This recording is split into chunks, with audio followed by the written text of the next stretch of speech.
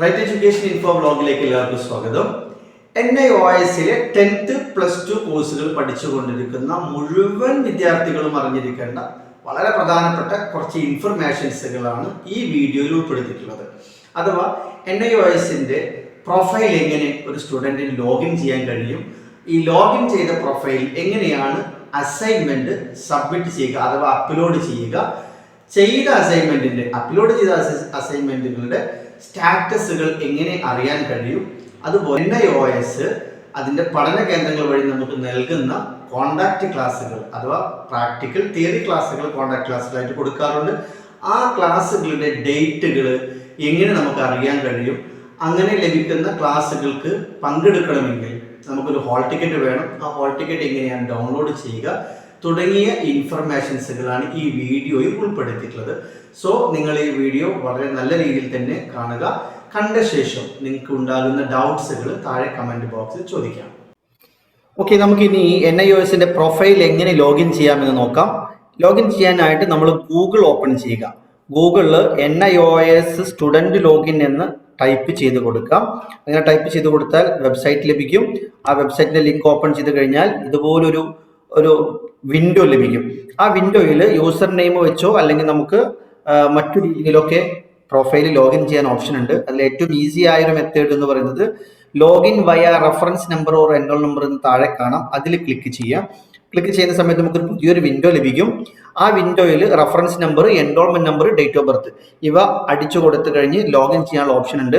Reference നമ്പറോ enrolment നമ്പറോ ഏതെങ്കിലും ഒന്നേ നമുക്ക് അടിച്ചു കൊടുക്കേണ്ടതുള്ളൂ. നമ്മുടെ ID കാർഡിന്റെ മുകളിലായിട്ട് നമുക്ക് നമ്മുടെ എൻറോൾമെന്റ് നമ്പർ ലഭിക്കും. ആ എൻറോൾ നമ്പർ നമ്മൾ ഇതിൽ ടൈപ്പ് ചെയ്ത് കൊടുത്തു കഴിഞ്ഞാൽ താഴെ കാണുന്ന ഡേറ്റ് ഓഫ് ബർത്തിന്റെ ആ ഒരു ബോക്സിൽ ഡേറ്റ് ഓഫ് ബർത്ത് അങ്ങനെ ചെയ്ത് നമുക്ക് എന്ത് ചെയ്യാം, ഇത് ലോഗിൻ ചെയ്യാം. ഞാനിവിടെ ഒരു എൻറോൾമെന്റ് നമ്പറും ഒരു ഡേറ്റ് ഓഫ് ബർത്തും ഞാനിവിടെ ടൈപ്പ് ചെയ്യുന്നുണ്ട്.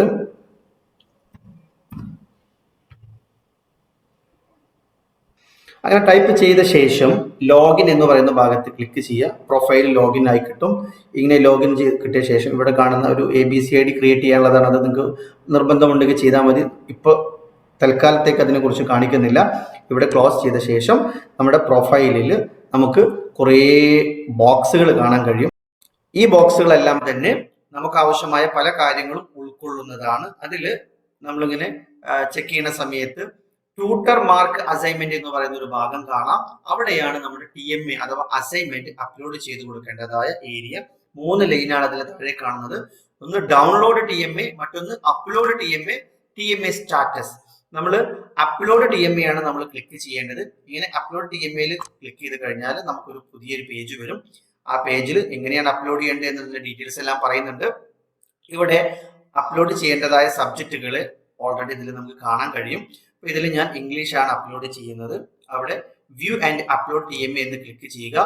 വീണ്ടും നമുക്ക് നേരത്തെ കാണിച്ചതുപോലത്തെ ഒരു ഭാഗം കാണും. അവിടെ മീഡിയം സെലക്ട് ചെയ്യാനായിട്ട് കാണിക്കുന്നുണ്ട്. നമ്മൾ ഏത് ഭാഷയിലാണ് അസൈൻമെന്റ് എഴുതിയതെങ്കിൽ ആ മീഡിയമാണ് അവിടെ സെലക്ട് ചെയ്യേണ്ടത്. അതിന് താഴെയായിട്ട് ബ്രൗസ് ചെയ്യാനുള്ള ഒരു ഓപ്ഷൻ ഉണ്ട്. അവിടെ ബ്രൗസ് ചെയ്യുക. ഇങ്ങനെ ബ്രൗസ് ചെയ്യുന്ന സമയത്ത് നമ്മൾ ചെയ്തു വെച്ച അസൈൻമെന്റ് നമുക്ക് ലഭിക്കും. അതിലേക്ക് ഓപ്പൺ ചെയ്ത് കൊടുക്കുക. ഓപ്പൺ ചെയ്ത് കഴിഞ്ഞാൽ അസൈൻമെന്റ് നമുക്ക് താഴെ ഇവിടെ വരുന്നതായിട്ട് കാണാൻ പറ്റും.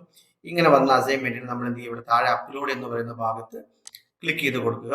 ഓട്ടോമാറ്റിക്കലി നമ്മുടെ അസൈൻമെന്റ് അവിടെ അപ്ലോഡ് ആയിട്ടുണ്ടായിരിക്കും. ഇനി അപ്ലോഡ് ആയ TMAകൾ നമുക്ക് ഇതിൽ ഓപ്പൺ ചെയ്ത് നോക്കാനുള്ള ഓപ്ഷൻ ഉണ്ട്.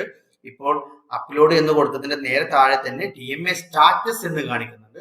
ആ TMA സ്റ്റാറ്റസ് ക്ലിക്ക് ചെയ്ത് കഴിഞ്ഞാൽ ഇതുവരെ അപ്ലോഡ് ചെയ്ത് കൊടുത്തിട്ടുള്ള അസൈൻമെന്റുകൾ നമുക്ക് അവിടെ കാണാൻ പറ്റും. ഇംഗ്ലീഷ് ഓൾറെഡി അപ്ലോഡ് ചെയ്തതാണ്. അതിന്റെ താഴെ പൊളിറ്റിക്കൽ സയൻസ്, കോമേഴ്സ് ഒന്നും അപ്ലോഡ് ചെയ്തിട്ടില്ല. അക്കൗണ്ടൻസിയും അപ്ലോഡ് ചെയ്തിട്ടുണ്ട്. ഈ അപ്ലോഡ് ചെയ്ത TMA നമ്മുടെ ഈ ബോക്സിൽ നമുക്ക് കാണാൻ കഴിയും. ഇനി പിന്നീട് ഇതിന്റെ മാർക്സ് അവർ വാല്യൂ ചെയ്ത ശേഷം മാർക്സ് കൂടി ഇതിൽ രേഖപ്പെടുത്തും. അത് നിങ്ങൾക്ക് ഇടയ്ക്ക് ചെക്ക് ചെയ്യാനുള്ള ഒരു ഓപ്ഷൻ ആണ്. ഇനി നമ്മൾ അസൈൻമെന്റ് അപ്ലോഡ് ചെയ്തത് കൂടെ തന്നെ നമ്മൾ അറിയേണ്ട പ്രധാനപ്പെട്ട മറ്റൊരു കാര്യമാണ് നമ്മുടെ ക്ലാസ്സുകൾ, നമുക്ക് ലഭിക്കുന്ന കോണ്ടാക്ട് ക്ലാസ്സുകൾ. അതിന് PCP ക്ലാസ് എന്നാണ് പറയാം. ഇതുപോലെ നമ്മളിപ്പോൾ ഓപ്പൺ ചെയ്ത ഈ വിൻഡോ പോലെ തന്നെ മറ്റൊരു ബോക്സിൽ നമുക്ക് ഇവിടെ PCP എന്ന് കാണാം, പേഴ്സണൽ കോണ്ടാക്ട് പ്രോഗ്രാം എന്ന് കാണാൻ കഴിയും.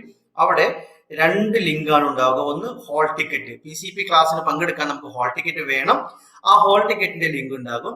അതിന്റെ താഴെയായിട്ട് വ്യൂ എന്ന് പറയുന്ന ഒരു ഭാഗം കാണാം. ആ വ്യൂ ഓപ്പൺ ചെയ്യുമ്പോഴാണ് നമ്മുടെ ക്ലാസ്സുകളുടെ ഡേറ്റുകളെ കുറിച്ചുള്ള ഇൻഫർമേഷൻ ലഭിക്കുന്നത്. ഏതെങ്കിലും ഇൻസ്റ്റിറ്റ്യൂട്ടുകൾ, നമ്മുടെ അഡ്മിഷൻ എൻട്രി ആയിട്ടുള്ള AI സെന്റർ എന്നാണ് പറയുക, സ്റ്റഡി സെന്ററിന്റെ പേര് AI സെന്റർ ആണ്. AI സെന്ററുകൾ അവർ കൊടുക്കുന്ന ക്ലാസ്സുകളെ കുറിച്ചിട്ടുള്ള ഡേറ്റുകൾ അവർ ഓൾറെഡി NIOSന്റെ പ്രൊഫൈലിൽ അപ്ലോഡ് ചെയ്തിട്ടുണ്ടെങ്കിൽ നമുക്കിവിടെ വ്യൂ ചെയ്ത് നോക്കുന്ന സമയത്ത് കാണാൻ പറ്റും. പല സ്ഥാപനങ്ങളും പല സമയത്താണ് ക്ലാസ്സുകൾ നടത്തുക. അതുകൊണ്ട് തന്നെ സ്റ്റുഡന്റും ഇടയ്ക്കിടക്കായിട്ട് ഈ പ്രൊഫൈൽ ഓപ്പൺ ചെയ്തിട്ട് അവിടെ ക്ലാസ്സുകളെ കുറിച്ചുള്ള ടൈം ടേബിൾ വന്നിട്ടുണ്ടോ എന്ന് നോക്കണം. പല സമയത്ത് കേരളത്തിലെ അല്ലെങ്കിൽ ഇന്ത്യയിലെ മുഴുവൻ സ്റ്റഡി സെന്ററുകളും പല സമയത്താണ് ക്ലാസ്സുകൾ, കോൺടാക്ട് ക്ലാസ്സുകൾ സംഘടിപ്പിക്കുന്നത്. അതുകൊണ്ട് തന്നെ ആ ടൈമിലായിരിക്കും അവർ ഇതിൽ അപ്ലോഡ് ചെയ്യുക. സോ നിങ്ങൾ ഇവിടെ ഈ വ്യൂ ക്ലിക്ക് ചെയ്ത് കഴിഞ്ഞാൽ നിലവിലെ ക്ലാസ് ഏതെങ്കിലും വന്ന് കിടക്കുന്നുണ്ടെങ്കിൽ, ഡേറ്റ് വന്നിട്ടുണ്ടെങ്കിൽ അവിടെ കാണാൻ പറ്റും. കലണ്ടർ ഉണ്ടാകും, ആ കലണ്ടറിൽ വരും. ഇപ്പൊ നിലവിൽ ഇതിലൊന്നും വന്നിട്ടില്ല.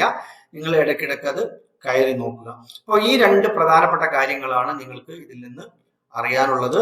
ഒന്ന് നിങ്ങളുടെ PCP ക്ലാസ്സിനെ കുറിച്ചും, മറ്റൊന്ന് നിങ്ങൾ അസൈൻമെന്റുകൾ എങ്ങനെയാണ് അപ്ലോഡ് ചെയ്ത് കൊടുക്കുക എന്നുള്ള കാര്യമാണ്. ഓക്കെ, ഈ വീഡിയോ നിങ്ങൾക്ക് ഉപയോഗപ്രദമാകുമെന്നാണ് ഞാൻ കരുതുന്നത്. എന്തെങ്കിലും ഡൗട്ട്സുകൾ ഉണ്ടെങ്കിൽ നിങ്ങൾക്ക് താഴെ കമന്റ് ബോക്സിൽ ചോദിക്കാവുന്നതാണ്. Anyway, thank U.